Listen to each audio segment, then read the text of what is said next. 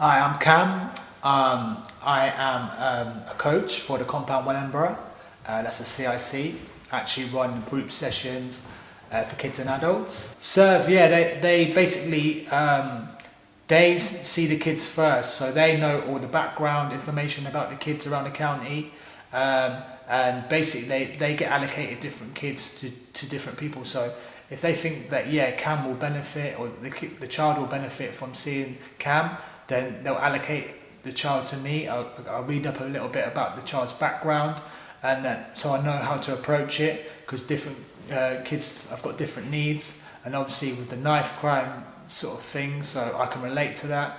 So I'll go in from that angle if it's needed be. But we get allocated kids from all around the county to work with and be a mentor as well as a coach. The first time I meet a kid would be like introduce myself, and some of them might have already heard about me, but if not, then I'll give them a little bit, not too much, because it's all about building up the trust with the child, and that's not going to happen straight away. So I'll give them a little bit about me if they haven't heard about it, and likewise the kid might only give a little bit back in the first meeting, but it'll take maybe more time seeing each other if they're willing to, and then break down the barriers and build up trust. I build up trust by telling them a bit more each time about myself, because I'm not, at the same time, I'm human as well. I'm not going to tell them everything about me, because it's emotional to me as well.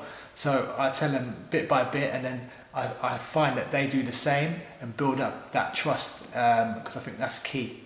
The end game for me with the child is to give them that sense of positivity or focus or options, that there is something out there for them. It's just exploring and finding out what they're good at or what they're interested in, because not everybody's good academically. So it's finding out what they're good at and try to access that for them, and not let them think that because they're going through a bad time or they're doing bad things, that's necessarily them. That's them for life. Do you know what I mean? They can access different things. The options that are available, I think, are excellent. So basically, you've got obviously Lisa Lashes, so that's the music, DJing, production, MCing. Then you've got Rough and Ready, which is the boxing, kickboxing, and then you've got bike workshop, so hands-on stuff.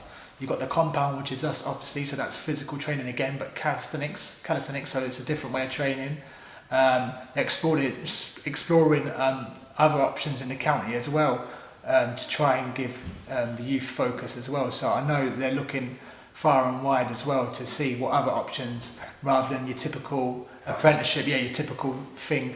So this is giving them more opportunities. I think they're on about doing like videography and stuff like that as well. So the goal for me personally is to see that youngster grow and succeed and achieve. And now obviously it might not happen all the time, but if I can just see one of the children that I work with turn the page and turn into a positive, then it feels like I'm doing something right.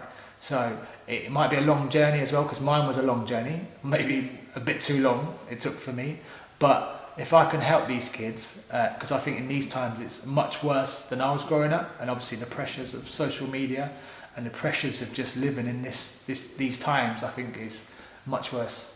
So for one example of a young lad I'm working with, I'm not going to mention names, but he came through CIRV for a couple of offences, drugs related, fighting I believe, and he came through CIRV and he came to my compound sessions, basically trained with me a few times, and then after a while I started to get to know him a bit more, and basically he started to show me that he was wanted to train and was looking forward to come and see me, and messaging me saying he wanted to come to my regular sessions as well as the ones I was just putting on for himself. So after a while, a period of time, I said to him, do you wanna help me out?